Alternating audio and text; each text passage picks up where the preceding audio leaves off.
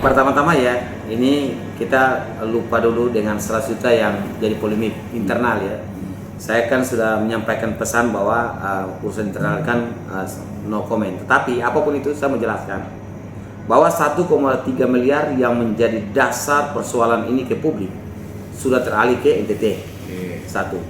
Kemudian 1,3 miliar ini perkara perdatanya di pengadilan akan dicabut, ya kan, oleh para donatur itu. Itu dua. Dan kita sampai hari ini belum pernah mendengar bahwa tim A, ya dalam hal ini penerima manfaat itu kan akan melakukan gugatan. Sampai hari ini kita belum dengar. Nah, kembali ke case yang menjadi catatan penting antara NP dan Gary ya soal 100 juta. Saya rasa bahwa itu kembalikan ke internal. Kenapa saya berbagi demikian? Ya, sampai hari ini kan itu polemik itu lahir dan belum jelas apakah kegiatan itu kegiatan kemanusiaan atau apa. Ya kan, dan itu saya mau berbagi bahwa saya tidak begitu mendalami ya sejak nyatakan bahwa netral dalam hal urusan masalah internal itu aja saya. Tapi kan pertanyaan dari yayasan sendiri itu kan itu udah haknya yayasan, Mbak. Beda di transfer ke pribadi dia, hak untuk diri untuk melakukan itu, dan kan yayasan itu punya prosedur protak untuk mengeluarkan uang itu. Gimana, Pak? Ya oke. Jadi gini, kalau bicara tentang Gary saat ini secara legalitas sah, Gary adalah ketua yayasan dan sudah ada badan hukum dalam arti akta, dan apapun langkah-langkah dia sebagai ketua yayasan itu sah. Satu. Kemudian dua, kalau memang berbicara tentang kegiatan yang dilakukan oleh Gary dengan penarikan 100 juta, ya siapa yang dalam hal ini bersuara harus bertanya apa tujuan kegiatan itu. Contoh kalau umpamanya itu berkaitan dengan kegiatan kemanusiaan atau kegiatan-kegiatan sesuai anggaran rumah tangga, maka itu sah, ya sah dan dibenarkan. Karena saya selalu berbagi berkali-kali kepada teman-teman, kalau larangan kepada yayasan, baik itu ketua dan pengurusnya hanya diatur dalam pasal 70 Undang Yayasan.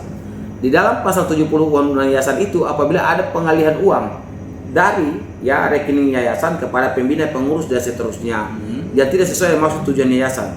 Nah, kalau umpamanya uang ditarik 100 juta, lalu itu untuk kegiatan opsional yayasan, ya itu sah-sah saja.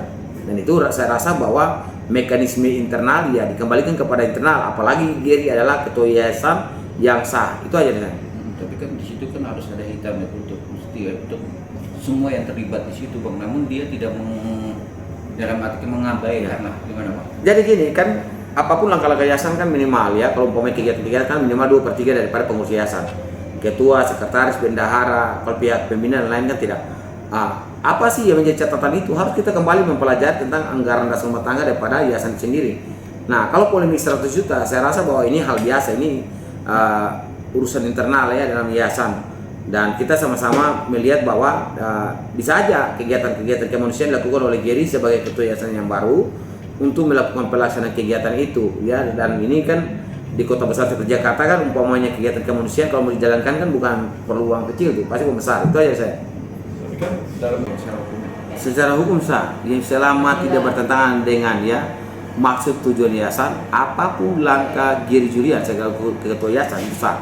Saya kan berkali-kali berbagi itu selama kasus ini kan sebelum sebelum pecahnya isu polemik 100 juta lagi nih kan, saya sampaikan berkali-kali selama yayasan itu bersepakat memberikan kepada pihak lain itu sah. Tetapi kalau memang itu sesuai dengan kesepakatan bersama 2/3. Nah, yang kasus Gary kan dia sebagai ketua yayasan dan dia ada penggunaan dana untuk operasional dan lain. Ya saya rasa bahwa itu juga sama aja, nggak ada masalah. Karena sesuai dengan maksud yayasan itu kegiatan aktivitas yayasan. Itu aja saya. Jadi intinya nggak melanggar. Tidak melanggar sama sekali. Tidak melanggar. Ya, selama dia gunakan untuk operasional dan lain, ya sesuai dengan kegiatan-kegiatan yang dia jalankan itu tidak melanggar. Itu aja saya. Intinya dia sewenang-wenang dong merasa. Bukan sewenang-wenang. Jadi gini. Apa yang menjadi dasar dia melakukan tindakan tersebut pasti berdasarkan anggaran dasar anggaran rumah tangga. Selama kalau dia berjalan sesuai koridor hukum yang diatur dalam yayasan, itu tidak menjadi persoalan. Siapapun yang contoh, kalau umpamanya saya mendirikan rumah, lalu saya udah jual rumah kepada orang lain, orang itu mau cat rumah pun itu hak dia, ya kan? Nah, kalau saya sudah keluar dari rumah itu, saya juga hargai orang yang sudah tinggal. Nah, kembali kepada case ini. Kalau memang dia menarik uang 100 juta, tetapi dia memberikan sumbangan kegiatan-kegiatan kemanusiaan lain, ya itu sah, tidak masalah.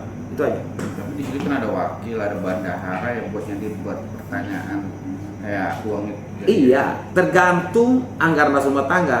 Apakah ketua memiliki kewajiban melakukan tindakan-tindakan baik pengelolaan keuangan ya tanpa musyawarah atau apa, itu dia dari situ. Selama itu mengikat dia, dalam hal ini anggaran rumah tangga mewajibkan itu tidak jadi persoalan hukum, itu aja. Oke.